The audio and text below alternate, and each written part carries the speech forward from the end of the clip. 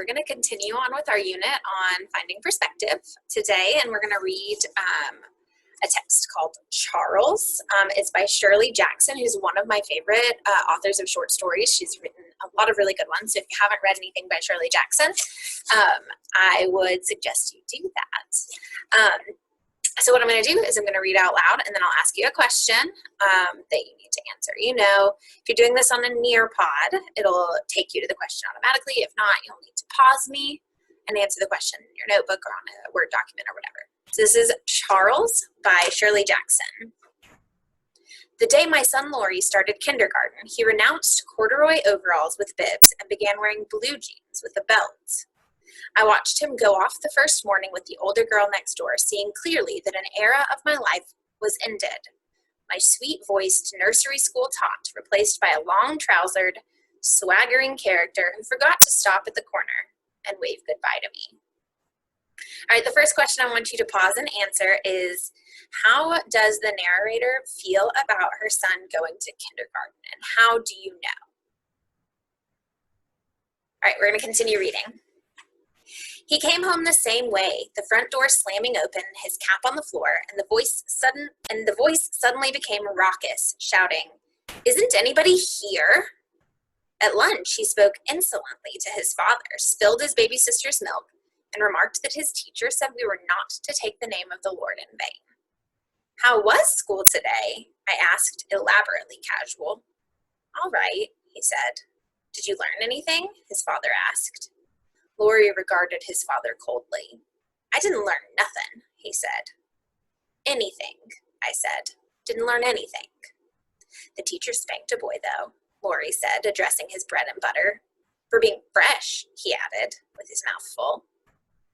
All right, the second question I want you guys to answer is, what changes does Laurie's mother notice in Laurie on this first day of kindergarten? All right. "What did he do?" I asked. "Who was it?" Laurie thought. "It was Charles," he said. "He was fresh. The teacher spanked him and made him stand in a corner. He was awfully fresh." "What did he do?" I asked again. But Laurie slid off his chair, took a cookie, and left while his father was still saying, "See here, young man." The next day, Laurie remarked at lunch as soon as he sat down, "Well, Charles was bad again today." He grinned enormously and said, "Today, Charles hit the teacher." "Good heavens," I said, mindful of the Lord's name. "I suppose he got spanked again?" "He sure did," Laurie said. "Look up," he said to his father. "What?" his father said, looking up. "Look down," Laurie said. "Look at my thumb." "Gee, you're dumb." He began to laugh insanely. All right, what I want you guys to do is take some time to read the rest of page 74. So that's, why did Charles hit the teacher, all the way through, what's his other name? You can pause me while you read.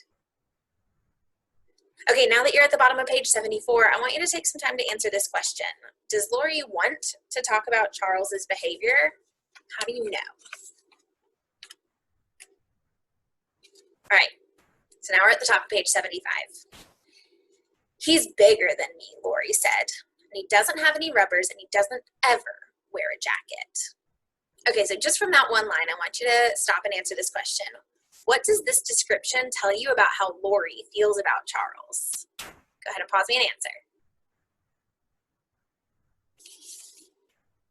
Monday night was the first parent-teachers meeting, and only the fact that the baby had a cold kept me from going. I wanted passionately to meet Charles's mother. On Tuesday, Laurie remarked suddenly, "Our teacher had a friend come to see her in school today." "Charles's mother?" my husband and I asked simultaneously.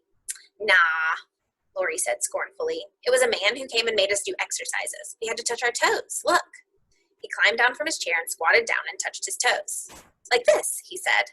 He got solemnly back into his chair and said, picking up his fork, "Charles didn't even do exercises." "That's fine," I said heartily. "Didn't Charles want to do exercises?" "Nah," Laurie said. "Charles was so fresh to the teacher's friend, he wasn't let to do exercises." "Fresh again?" I said. "He kicked the teacher's friend," Laurie said. "The teacher's friend told Charles to touch his toes like I just did, and Charles kicked him." "What are they going to do about Charles, do you suppose?" Laurie's father asked him. Laurie shrugged elaborately. Throw him out of school, I guess, he said. Wednesday and Thursday were routine. Charles yelled during story hour and hit a boy in the stomach and made him cry. On Friday, Charles stayed after school again, and so did all the other children. With the third week of kindergarten, Charles was an institution in our family. The baby was being a Charles when she cried all afternoon. Lori did a Charles when he filled his wagon full of mud and pulled it through the kitchen.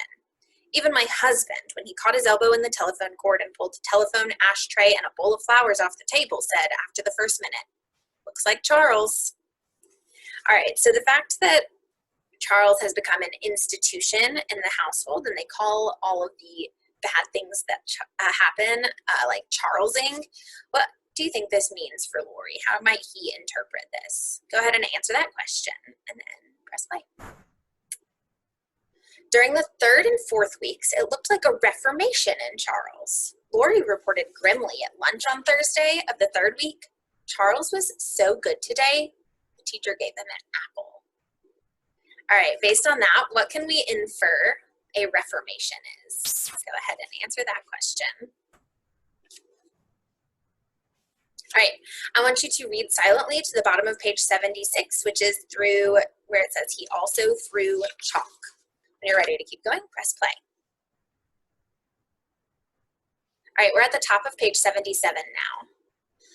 My husband came to the door with me that evening as I set out for the PTA meeting. "Invite her over for a cup of tea after the meeting," he said. "I want to get a look at her." "If only she's there," I said prayerfully. "She'll be there," my husband said. "I don't see how they could hold a PTA meeting without Charles's mother."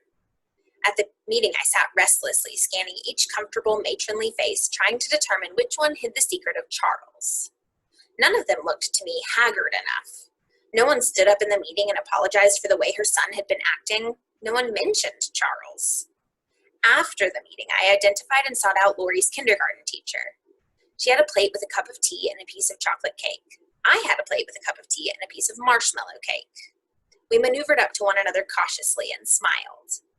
"I've been so anxious to meet you," I said. "I'm Lori's mother." "We're all so interested in Lori," she said. All right, why do you think that everyone is so interested in Lori? Go ahead and answer that question and then press play. "Well, he certainly likes kindergarten," I said. "He talks about it all the time." "We had a little trouble adjusting the first week or so," she said primly, "but now he's a fine little helper, with occasional lapses, of course." "Lori usually adjusts very quickly," I said. "I suppose this time it's Charles's influence." "Charles?" "Yes," I said, laughing. "You must have your hands full in that kindergarten with Charles." "Charles?" she said. "We don't have any Charles in the kindergarten." All right, that last line, what does that mean?